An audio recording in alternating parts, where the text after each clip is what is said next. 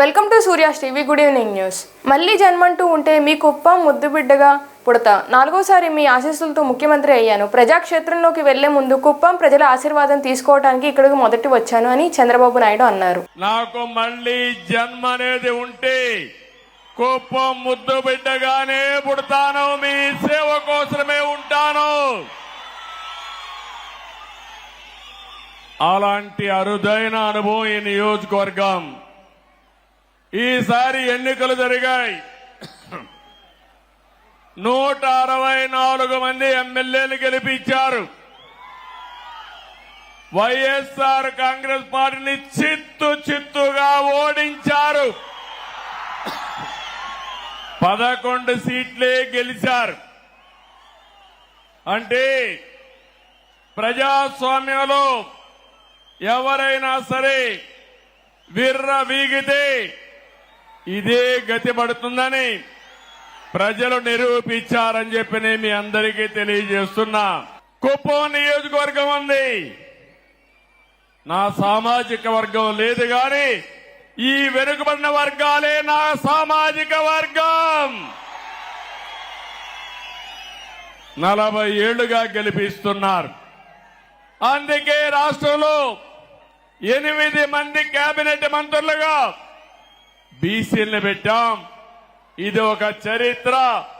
24 మందికి 8 మంది బీసీలు ఉండడం చరిత్ర అని చెప్పి కూడా నేను మీకు తెలియజేస్తున్నా. ఈరోజు 4వసారి నేను ముఖ్యమంత్రిగా ప్రమాణ స్వీకారం చేశాను. ప్రమాణ స్వీకారం చేస్తానే పోలవరం పోయాను, అమరావతికి వెళ్లాను, అసెంబ్లీ సమావేశాలు పెట్టుకున్నాం, కేబినెట్ సమావేశం పెట్టుకున్నాం. తర్వాత నాకు ప్రత్యక్ష దేవుళ్ళైన కుప్పం దేవుళ్ళని కలవడానికి ఇక్కడికి వచ్చాను. ఇక్కడి నుంచి ప్రజాక్షేత్రానికి వెళతాను.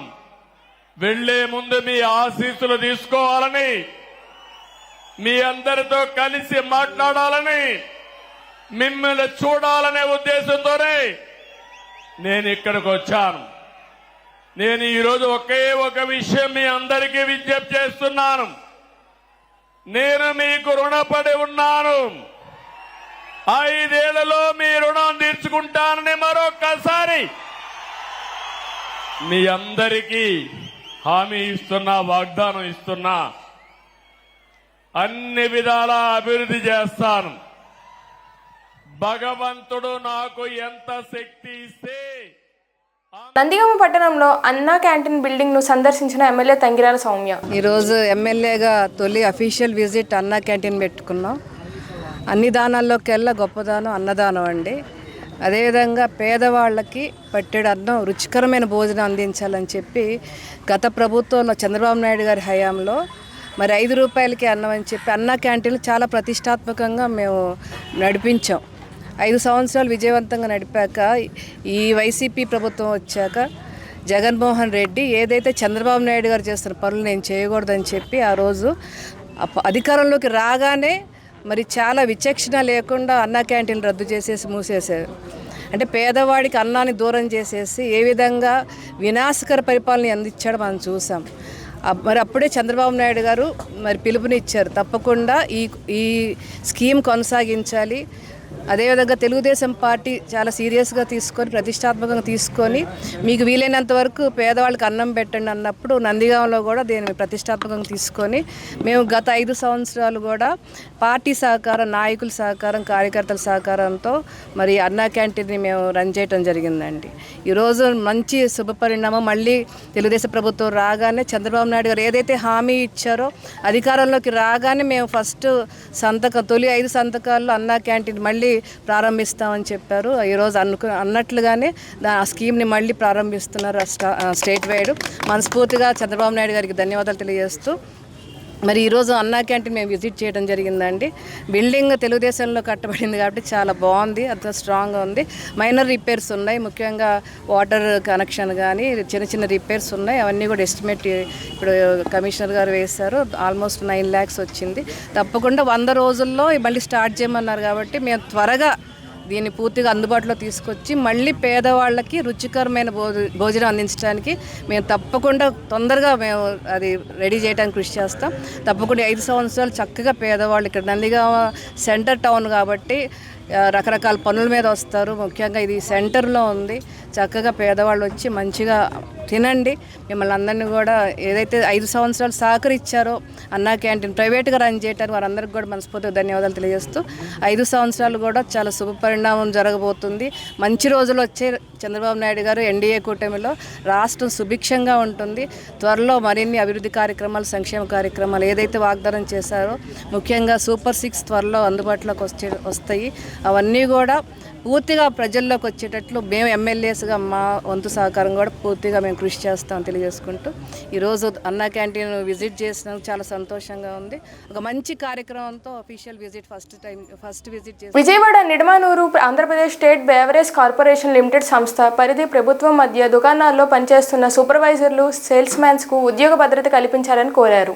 జారీ చేసిన జీవో ప్రకారం నోటిఫికేషన్ పడితే ఆ నోటిఫికేషన్కి అప్లికేషన్ ఫీజు పే చేసుకొని ఆన్లైన్లో అప్లికేషన్ పెట్టి జాబులోకి ఎక్కిన మేము అందరం ఎక్కి 5 సంవత్సరాల నుంచి గత 5 సంవత్సరాల నుంచి ప్రభుత్వం నడిపిస్తున్న మద్యం దుకాణాలలో సూపర్వైజర్ల కింద, సేల్స్మెన్ల కింద విధులు నిర్వర్తిస్తూ ఎటువంటి రిమార్క్స్ లేకుండా గడుపుకుంటూ వస్తున్నాం 5 సంవత్సరాల నుంచి.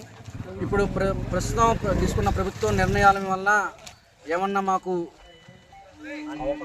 అవకతవకలు జరిగితే మాకు ఉద్యోగ భద్రత కల్పించాలని దానికోసం ప్రధానంగా ఒక యూనియన్లా ఏర్పాటు చేసుకుంటున్నాం నిడమానూరు డిపో తరఫున. ఈ నిడమానూరు డిపోలో ఉన్న ఈ 60 షాపుల సూపర్వైజర్లు, సేల్స్మెన్లు అందరం కలిసి ఒక యూనియన్ ఏర్పడి మా ఉద్యోగ భద్రత కోసం, ప్రథమంగా మా ఉద్యోగ భద్రత కోసం మాట్లాడడం కోసం యూనియన్ ఏర్పాటు చేసుకుంటున్నాం. ఓకే, నువ్వు మాట్లాడు. సంతోష్. ప్రభుత్వం ఏర్పడిన తర్వాత పాలసీ ప్రకటించడం జరిగింది, గవర్నమెంట్ వైన్ షాప్స్ ప్రతిపాదన. అప్పుడు మనం ఏ రాజకీయ వ్యక్తుల ద్వారా కానీ రికమెండేషన్ ద్వారా కానీ రాలేదు. అప్లై త్రూ నోటిఫికేషన్ ఇచ్చారు, ఆన్లైన్లో అప్లై చేసుకున్నాం. సర్టిఫికేట్లు వెరిఫై చేశారు ఎంఆర్ఓ గారు, విఆర్ఓ వీళ్ళందరూ వెరిఫై చేసి సూపరింటెండెంట్ గారి ఆఫీస్లో మాకు ఇవ్వడం జరిగింది. అపాయింట్మెంట్ లెటర్లు కూడా ఉన్నాయి. ఇప్పుడు ప్రభుత్వం మారింది. మేము గత ప్రభుత్వం మనుషులని చెప్పి మమ్మల్ని అనుకుంటున్నారు కానీ అదంతా కాదు. మేము ఉద్యోగాలే చేస్తున్నాం. మా ఉద్యోగానికి భద్రత, ఒకవేళ పాలసీ మార్చినా మా ఉద్యోగానికి భద్రత. ఆల్టర్నేటివ్గా మాకు ఏదైనా ఇవ్వండి, ఆప్కాస్లో కలపండి. 5 సంవత్సరాలు కంటిన్యూ చేస్తున్నాం. అది 2019 డిఎస్సి నోటిఫికేషన్ ద్వారా మేమంతా ఏపీఎస్పీసీఎల్ బెవరేజ్ కార్పొరేషన్లో జాబ్కి అప్లై చేసుకున్నాము. అందులో సర్టిఫికేట్ వెరిఫికేషన్ ద్వారా జాయింట్ కలెక్టర్ గారు, ఎంఆర్ఓలు వీళ్ళంతా వెరిఫై చేసి మమ్మల్ని తీసుకోవడం జరిగింది. నిడమానూరు డిపో పరిధిలోనే 80 షాపుల్లో 80 మంది సూపర్వైజర్లు, 240 మంది సేల్స్మెన్లు పైపెచ్చి పనిచేస్తున్నారు. వీళ్ళందరికీ ఎటువంటి రాజకీయ పార్టీకి సంబంధం లేదు. కానీ ఆ ప్రభుత్వం వారు ఇచ్చిన ఉద్యోగం వల్ల ఆ పార్టీకి సంబంధించిన వారన్న ముద్ర ఉంది మా మీద. కరోనా టైంలో కూడా మేము షాపులు ఓపెన్ చేసి పనిచేసాము. మాకు ఇప్పుడు దాకా ఎటువంటి ఉద్యోగ భద్రత కల్పించలేదు. ఈ మద్యం పాలసీ మారిస్తే మేమంతా మాత్రం మద్యం పాలసీ మార్చి మా షాపులు తీసివేస్తే మేము రోడ్డును పడతాము, మా కుటుంబాలు రోడ్డును పడతాయి. దయచేసి గవర్నమెంట్ వారు మా యొక్క రిక్వెస్ట్ని పరిగణలో తీసుకొని వాళ్ళు ఏ పాలసీ తీసుకున్నా పర్వాలేదు, మద్యం మీద మాకు ఏదో ఒక ఉద్యోగ భద్రత కల్పించి వేరే చోట ఒక ఉద్యోగం, అవుట్సోర్సింగ్ ఉద్యోగం కల్పించవలసిందిగా కోరుచున్నాం. టీడీపీ నేతలకు మాజీ మంత్రి పేర్ని నాని సవాల్. హైదరాబాద్లోని చంద్రబాబు ఇంటిని వాల్యుయేషన్ చేయాలని మాజీ మంత్రి పేర్ని నాని డిమాండ్ చేశారు. ఫేక్ న్యూస్ ఫ్యాక్టరీలో ఈ వార్తలు రాయటమే కాకుండా ప్రతిదీ తాడేపల్లి క్యాంప్ ఆఫీస్ గురించి, తాడేపల్లి క్యాంప్ ఆఫీసు ప్యాలెస్ అని మాట్లాడతాడు లోకేష్ గారు మాటకి. తాడేపల్లి ప్యాలెస్. నేను నారా లోకేష్ నాయుడు గారిని నేను ఒకటి రిక్వెస్ట్ చేస్తున్నా. నిజంగా మీలో ఎర్ర బుక్కు రాసింది నిజమైతే, అంత నిజంగానే మీరు కలేజా ఉన్న రాజకీయ నాయకుడైతే నేను మిమ్మల్ని రిక్వెస్ట్ చేస్తున్నా, హైదరాబాద్లో మీ జూబ్లీ హిల్స్ ఫోటోలు ఇంతవరకు ఎవరికన్నా చూపించారా? ఎవరన్నా ఒక్కసారి మీడియా టూర్ పెట్టండి. మీ హైదరాబాద్లో జూబ్లీ హిల్స్ ఇంటికి మీడియా టూర్ పెట్టండి, సాక్షి ఛానల్తో సహా. అలాగే జగన్మోహన్ రెడ్డి గారి ఇంటికి కూడా మీడియా టూర్ పెడదాం, లేదా ఒక రిటైర్డ్ జడ్జితో వాల్యుయేషన్ కట్టిద్దాం, ఒక టీం వేద్దాం, గవర్నమెంట్ నుంచి ఒక టీం వేయండి. మీ ఇంటి ఖరీదు, మీ ఇంటి బయట గోడల ఖరీదు, మీ ఇంటి గోడలు ఎంత ఎత్తున్నాయి, మీ ఇల్లు ఎంత విశాలంగా ఉంది, ఎన్ని వేల చదరపు అడుగుల్లో హైదరాబాద్లో జూబ్లీ హిల్స్లో ఈ గడిచిన 2000 ఓడిపోయిన కాంచి 2019 నుంచి 24 దాకా మీరు, మీ నాన్నగారు, మీ అమ్మగారు, మీ శ్రీమతి గారు, మీ అబ్బాయి గారు కాపురం ఉన్నటువంటి ఇల్లు విలువెంత, ఇంట్లో వాడిన రాయి ఏంటి, జగన్మోహన్ రెడ్డి గారి ఇంట్లో వాడిన రాయి ఏంటి, దాని విలువెంత, దీని విలువెంత, జగన్మోహన్ రెడ్డి గారి ఇంట్లో బాత్రూముల్లో కానీ లేకపోతే ఆయన ఇంట్లో కానీ వాడుకునే సామాను విలువెంత, మీ ఇంట్లో సామాను విలువెంత, జగన్మోహన్ రెడ్డి గారి ఇంట్లో సోఫాలు ఖరీదెంత, మీ ఇంట్లో మీరు వాడుతున్న సోఫాలు ఖరీదెంత, ఆడిట్ చేద్దాం రండి. రాష్ట్రంలో 9080 కిలోమీటర్ల మేర రోడ్లు అధ్వాన స్థితిలో ఉన్నాయని, దెబ్బతిన్న రహదారులకు 376 కోట్ల మేర బడ్జెట్ ను సిద్ధం చేశామని మంత్రి బీసీ జనార్దన్ రెడ్డి తెలిపారు.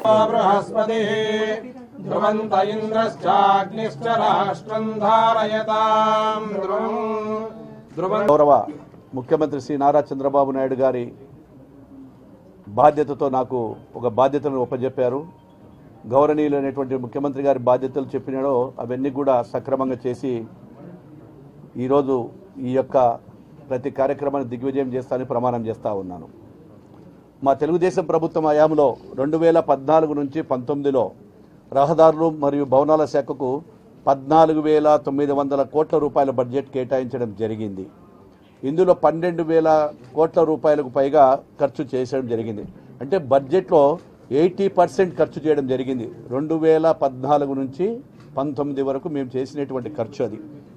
గడిచిన వైసీపీ ప్రభుత్వంలో అంటే 2019 నుంచి 24 వరకు ఈ యొక్క R&B శాఖకు 19,428 కోట్ల రూపాయలు బడ్జెట్ కేటాయించారు.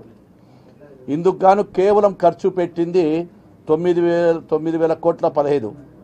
అంటే కేటాయించిన బడ్జెట్లో కేవలం 46%. అంటే తెలుగుదేశం ప్రభుత్వంలో 80% మేము చేస్తే వైఎస్ఆర్ ప్రభుత్వం వచ్చిన తర్వాత కేవలం 46% మాత్రమే చేయడం జరిగింది.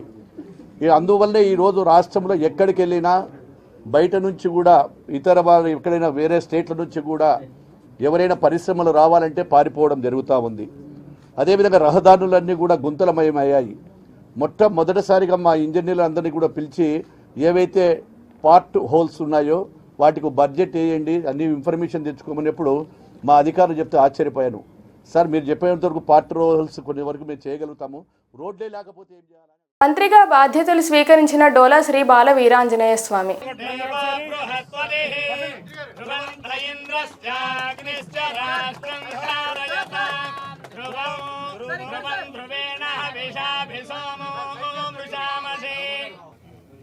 ఏదైతే నా శాఖలో చాలామందికి ప్రభుత్వం నుంచి అవసరాలు ఉన్నాయి, వీళ్ళందరికీ కూడా సేవ చేసే విధంగా ప్రభుత్వం యొక్క స్టాండర్డ్స్ ప్రకారం వాళ్ళందరికీ కూడా అన్నీ అందించే విధంగా చర్యలు చేపడతామని చెప్పి తెలియజేసుకుంటూ ఈరోజు మొదటిగా 3 సంతకాల్లో సోషల్ వెల్ఫేర్ డిపార్ట్మెంట్లో, అదేవిధంగా డిజేబుల్ డిపార్ట్మెంట్ నుంచి ఒకటి ఈరోజు నేను సిగ్నేచర్ చేయడం జరిగింది.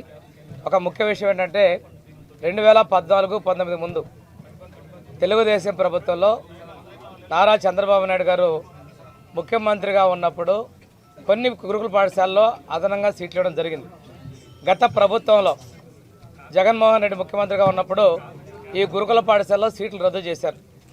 ఇది రాష్ట్ర వ్యాప్తంగా సుమారు 1600 వరకు ఉన్నాయి. మన అధికారుల దగ్గర కూడా ఇంకా స్టాటిస్టిక్స్ కలెక్ట్ చేయాల్సిన అవసరం ఉంది.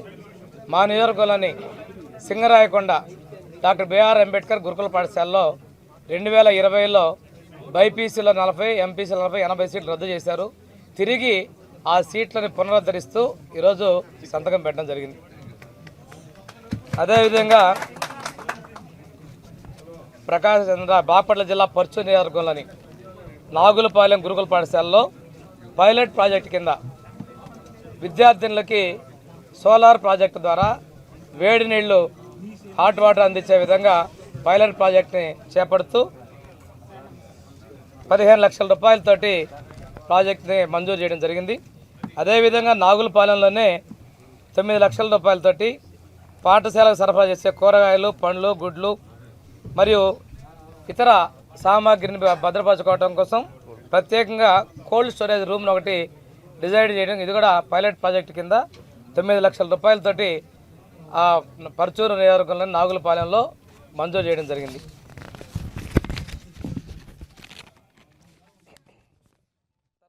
విద్యార్థులు మాదక ద్రవ్యాలు వంటి వాటికి దూరంగా ఉండాలని ఏసీపీ భాస్కర్ రావు అన్నారు.